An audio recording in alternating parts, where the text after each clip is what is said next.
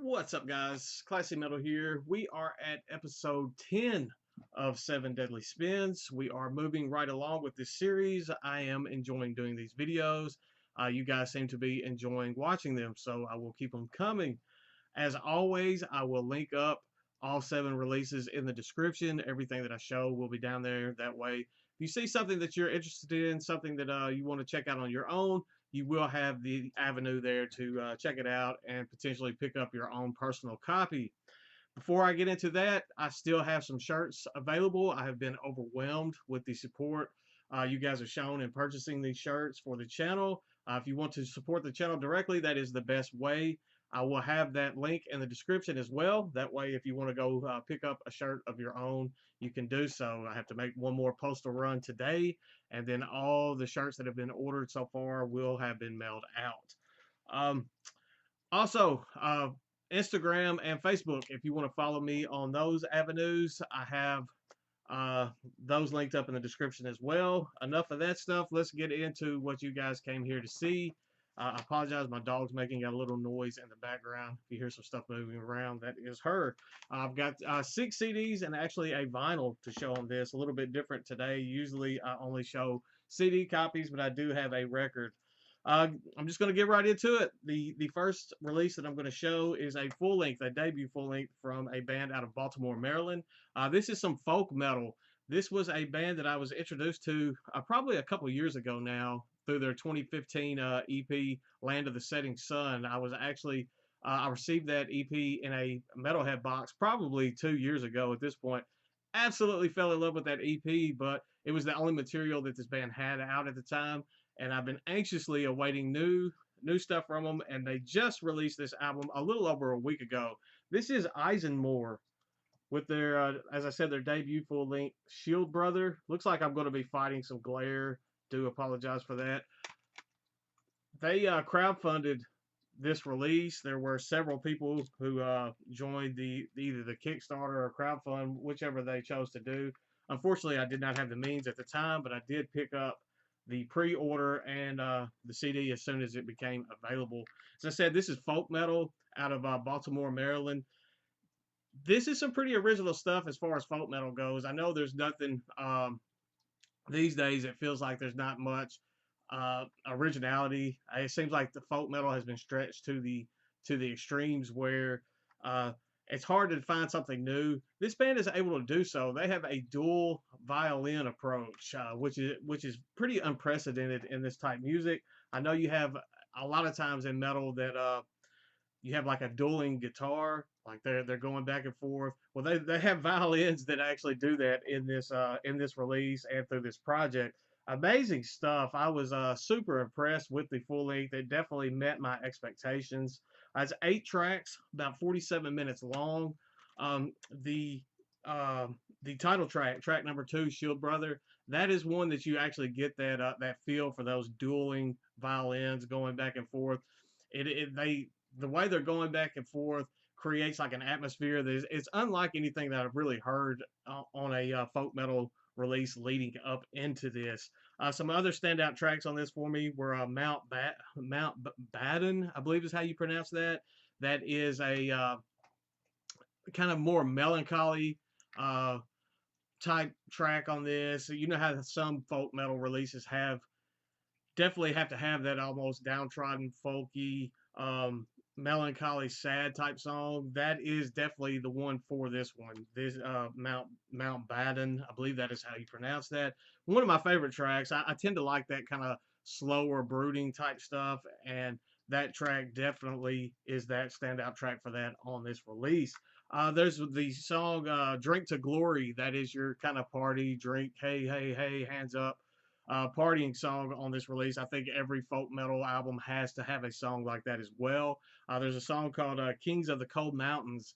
That one is actually able to incorporate a dual vocal approach as well as the dual violins. They're kind of bouncing back and forth, going in succession back and forth, and it creates an atmosphere that is pretty catchy, and it's something that definitely harkens itself to a definite positive for this release.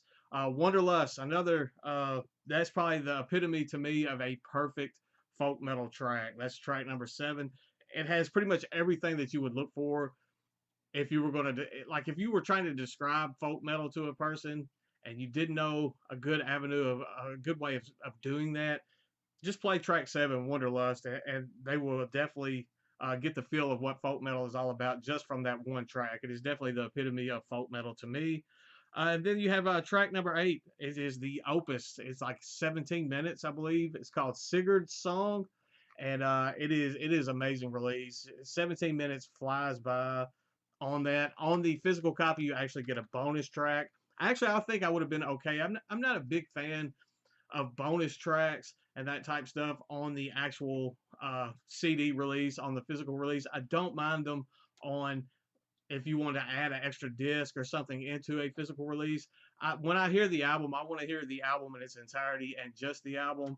Sometimes when you add bonus tracks, demo tracks, that type stuff to a physical album, for me, it feels like it could kind of take away from it. The song Saxon Shore is very good. It just does not feel right at the ending as the closing of this release to me. But the actual album itself, absolutely adore. Amazing stuff, very impressive stuff. I'm looking forward to see how this band progresses in the future. As I said, this is just their debut full length. They are not a new band by any means, just because they've been around at least since 2015 together making music. But this is their debut full length. So as far as releases go, they still are, I guess, considered newerish. I guess that's a word. But as far as playing together and that type of stuff, they are not new. So definitely stoked to have this release in my collection. Definitely going to have some more playtime. Definitely get more spins out of that in the future. But definitely excited to see where that band goes from here. Next up, we have some more folk. This is kind of a bit more progressive, a bit more power metalish, and it definitely has like the growls and stuff going on in this as well. This is a band out of Boston, Massachusetts, entitled Wake of Sirens. The name of this debut full length is entitled The Blackest Deep, and as I said, it's more kind of almost. I apologize for that glare. I can tell I'm going to be fighting that through the whole video. They released this on what is called an Echo. Uh, I guess Echo jacket. It's only limited to 100 copies. I like the artwork on the disc there, but it's just this little fold-out sleeve. So I'm probably going to have to get some type of jewel case, something to hold this in there to keep the disc from getting damaged. I believe this album was recorded and actually completed in 2019. It did not get the physical release treatment until April of this year, so I'm considering that a 2020 release for all intents and purposes as far as album of the year type lumpings go. It's very good stuff. There's another band out of Boston, Massachusetts entitled Wilder Run that released. I believe they released an album last year, but they released one in 2015 that was entitled "Sleep at the Edge of the Earth." That was probably my favorite release from 2015. And Wake of Sirens definitely has a feel that I can liken to Wilder Run, which is very unusual considering they're both from the same area, both from the same city. They do not have the same members within the band. Wake of Sirens is not just a Wilder Run copycat. They are not a Wilder Run clone. They actually have an identity that is all their own. They're not as proggy as Wilder Run can get sometimes, especially with the new stuff. That's kind of turned me off to a bit of their newer material. I like where Wake of Sirens has taken this release. This structure, the structuring on this album is absolutely brilliant to me. Just the way that they have the albums in the order that they have them almost tells a story. It's like a roller coaster of emotions. Each song stands on its own and kind of emotes a different feeling out of you within that song. It starts off very ominous. Men of Fate is the opening track. You have an intro to that track that kind of sets the stage of what you're getting into with this release. It's just almost men setting out on a seaward journey, a seaward quest, I guess, and it look hopeful. It seems like it is a lost cause from the beginning. You kind of get that vibe just from the intro, the opening track, Men of Fate. Like I said, It's kind of that ominous feel. Then you go into a song called Prevail. It's just like you want to throw your fist up and chant along with it and go along that way. And then you go into the third track, which is Until You Slip Away, and then all hope feels lost and gone, drags you away. My favorite track on this release was Owned by the Ocean. The guitar work on that is absolutely phenomenal. There is a lot of variety in the vocals on this album as well. You get some different stuff. They have some session instrumentalists and some session vocalists, I believe, that are in this as well to add the variety into this. You get a little bit of everything. As I said, each track on this has its own identity, um, has its own feeling that it emotes, and I can't put out enough how impressive it is to me. Just the way that they structured this, it's brilliant the way they did it. The last track, Cape Evans, is a perfect way to end that album. Definitely check this out. Don't let I know some of you that follow this channel may be kind of pushed away when I said it was kind of power progressive type folk metal. Don't let that, it's not over the top. It's not that goofy power metal. It's not that goofy progressive metal. There are almost some death metal elements going on within that album as well at times. Definitely take the time to check that out. It's very impressive. All of the elements working together to make one larger, it's like a lot of smaller aspects working together in unison to make one great final product, if that makes any sense whatsoever. I feel like I'm struggling over my words today. Next up, we will actually have a vinyl on a 7 Deadly Spins. I've talked about this album a little bit already. This is Canis Dirus with their newest full length. I'm just going to take it out of the plastic sleeve just so the glare won't be as bad. Canis Dirus with Independence to the Beast. This is some amazing, amazing dark nature-driven black metal out of Minnesota. This is the third full length from Canis Dirus. I was super excited when Marty from Bindrune made the announcement that he would be releasing the newest release from Canis Dirus. This is a band that I absolutely fell in love with back in, I think it was 2009, when they released A Somber Wind from a Distant Shore. Their earlier material was very, very depressive black metal. You had the shrieks, that's the only way that I know to describe it, was just very depressive type black metal. They've evolved a little bit. I think it was like 8 or 9 years between their last release and Independence to the Beast.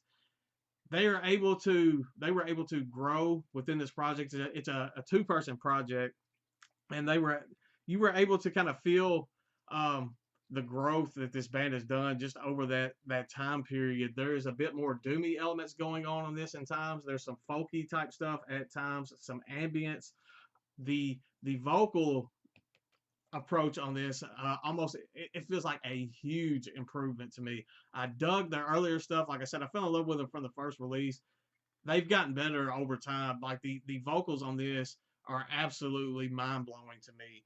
There's a track on this entitled The Child and the Serpent.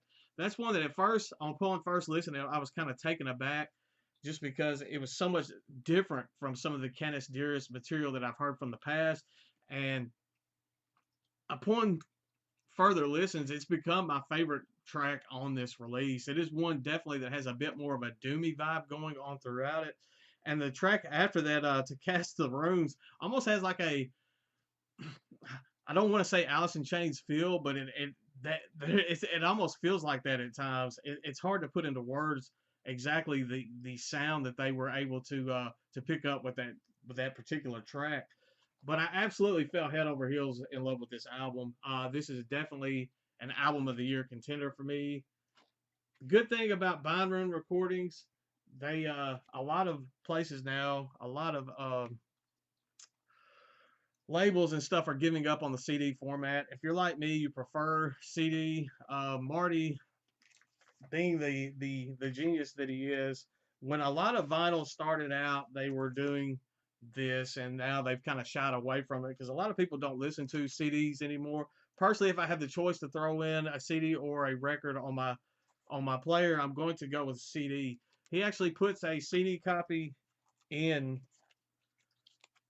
with the vinyl releases, since he was not the CD copies weren't moving on their own. I'm glad that he took the initiative to add the CD in with the vinyl. It has on this like bone white color vinyl. Very good stuff. I actually have an extra copy of this. I haven't not made up my mind what I'm going to do with it yet.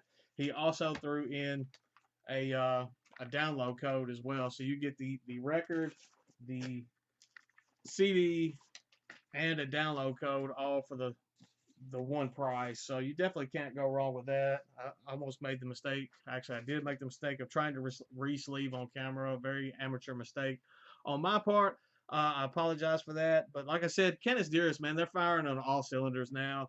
That is a definite album of the year contender for me. Fantastic stuff there. Definitely um, give yourself time to actively listen to that album. It's one that you definitely want to spend some time with. You want to kind of peel the layers away as you're listening, and you will be surprised with how much depth is actually going on within that release. I cannot speak the praises of Independence to the Beast enough, so definitely check that one out.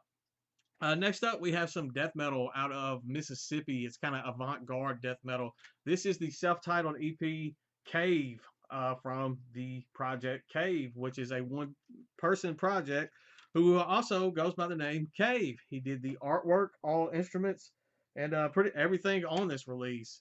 Um, he is also the mastermind behind, I think it's Speed Ritual Records. I believe that is the name of um, the label that he runs as well. This came out in July of last year. It is very cavernous death metal, very avant-garde, lo-fi type stuff. He does all of the instruments on this. As I said, the drums are actually him drumming. It is not a drum machine. You can tell that it is actual drums being recorded. Slow, methodical, maniacal, cavernous, crunchy death metal. That's the only way that I know to describe this. I love this. It's only 4 tracks long. Um, I find myself a bit upset when the 4 tracks are done. When this little EP finishes, I'm wanting more. I was hoping there'd be some more material out from Cave at this point, but there still is not. This one has been sitting on the shelf. I've got a section on my shelf where I set stuff that I want to do for these 7 Deadly Spins videos, and this one had been kind of set up on the shelf waiting for its turn to go. And I was pulling stuff for this video, and I was like, this has to be the time. I absolutely need to talk about this. This is something that I think a lot of you, especially those of you that are into death metal, a lot of the death metal that I've been showing as of late on this channel, I think you're going to dig this. And if you haven't checked this out, I highly implore that you do so. If you're wanting a CD copy, you need to jump on this fast because there were only 15 copies pressed. So definitely get in on this. There's some cassette copies for you cassette heads and that type stuff, but definitely get in on this. Fantastic, cavernous, crunchy, methodical. It's almost formulaic death metal. It has that slow build up, and it kind of lulls you in like this is what you're going to get, and then it just pummels you right after that. Each track is formulaic in that, but they don't blend together. They don't sound identical, even though they're following the same formula, if that makes any sense to you whatsoever. Next up, this is got to be one of the best albums I've heard all year, if it is not the best album that I've heard all year. I was a bit surprised with how much I fell in love with this release. This has been out 3 days, so it seems a bit preemptive for me to say this is going to be my album of the year. Definitely at this point, it is a strong contender. I've only had 3 days to listen through this, so I don't want to jump the gun and say this is what it's going to be because things can change. You can after sometimes things don't stand up after listening to them over and over and over. For the last 3 days, I actually got this a day early. For the last 4 days, this has been one of the better albums that I've heard all year long, and that for sure will remain true. It will be a high on the list at the end of the year. I don't know if it's going to be album of the year, but it definitely is a very strong contender in that. We have Wayfarer with their newest release, A Romance with Violence. This is kind of Americana black metal. I don't know any other way to put this. It is. I was expecting a continuation of their last release, World's Blood, which was a phenomenal release in its own in its own light. I mean, in its own aspects, it was an amazing release. This is a different beast altogether. They have evolved their sound a bit. There is they've positioned themselves with this release to rival probably Panopticon as like the forefathers of this Americana black metal sound that's going on. It is distinctively American. It is focusing on the darker sides of American past, some of the stuff that's been overlooked and kind of pushed under the rug for throughout the histories of this country, kind of being brought to, especially in today's modern social climate and today's political climate. This this album is hitting on all the right places. It's just kind of like these guys came out of Denver, brushed the dust off of their saddles, brushed the dust off of their pants, and put together um, a perfect Wild Westian release. That's the only way I know to put this. This is American black metal in a nutshell, and it is an amazing release. It's a style of black metal that, like I said, just feels distinctively historically American. Uh, it the two top tracks on this for me um, are track 2 and the last track, Vaudeville. Both of those tracks, track 2 is actually technically, I would say, the opening track. There's like an intro going into that track, and then Vaudeville also has an intro track. So like the bookend tracks on this release are the two strongest, and they sound completely different. The you get into track 2, and it just kind of sinks its teeth into you, kind of venomous teeth, and it just pulls you in and creates this more epic sounding style of black metal than you're accustomed to with Wayfarer, and it grips you in, has you enthralled, and keeps you that way through almost an hour long of music until Vaudeville plays its last few almost uh, Americana country type. There's vibes going on that until that last note hits. You're kind of enthralled with this. You're kind of craving more once it's over with. And as I said, I'm sorry. I seem to be struggling with words a little bit. Maybe I'm out of practice because of the lack of videos as of late. But I can't. Words aren't going to be able to put this into justice. Definitely check this one out if you have not done so. Definitely one of, if not my favorite release from 2020 so far. Changing big gears a little bit, we have a band that has released their second EP of 2020. They released one that I absolutely fell in love with back in February, and this one I may enjoy even more. They snuck this one out on the day that it came out. They were just like, hey, here's an EP. This is Conjureth with their newest release, the Levitation Manifest. I love Conjureth as far as a death metal band goes because they're not all about the merch. They're a band that grinds it out, puts in the work, releases music, and creates phenomenal music. This is old school. It is modern death metal that is draped in old school with a very over the top technical element going on as well. It's not overly technical. It's not goofy technical. It's not noodly technical. It has the technical aspects going on, but like I said, it's kind of steeped in this old school vibe as well. Amazing stuff. I love the one. Looks like I lagged there for a second. I apologize. I don't know how that will play off onto the actual video. My favorite track on this is the Labyrinth Engravings, which is track 2. I enjoy all 4 tracks. It's only 14 and a half minutes, so it flies by. After 14 minutes, you're just like a bloody pulp lying in the floor. It will drain you. It will bludgeon you, and I can't say enough good things about this release either. I may just have to do at my end of the year list. I don't want to put both Conjureths on there in different spots. I may just have to cheat and be like, here's a 2 for 1 because they've released some of the best death metal I've heard in 2020. Last but not least, we have more death metal. This is from the land down under. This came out in January of 2019, so this one's been out a little bit, but it's definitely one that I think a lot of people unfortunately slept on. A lot of people overlooked. I was very late in getting my own copy. This is Vile Apparition, and the glare is going to kill that with their full length entitled Depravity, Ordained. I believe this is their debut full length. Could be wrong on that one. This was released on Memento Mori Records. As I said, it came out in January of last year. My biggest complaint about this album is something that I touched on earlier. The album itself is 9 tracks. They added 4 demo tracks on the end of this. The 4 demo tracks are very good. I do enjoy the 4 demo tracks quite a bit, but my favorite track on the album is the last particular track on the release, which is Window to the Grotesque, or Window of the Grotesque. And it would be a perfect end to this release. I could listen to the first 8 tracks, enjoy them immensely, hear Window of the Grotesque, and be completely fulfilled as the end of the album. But now I have the album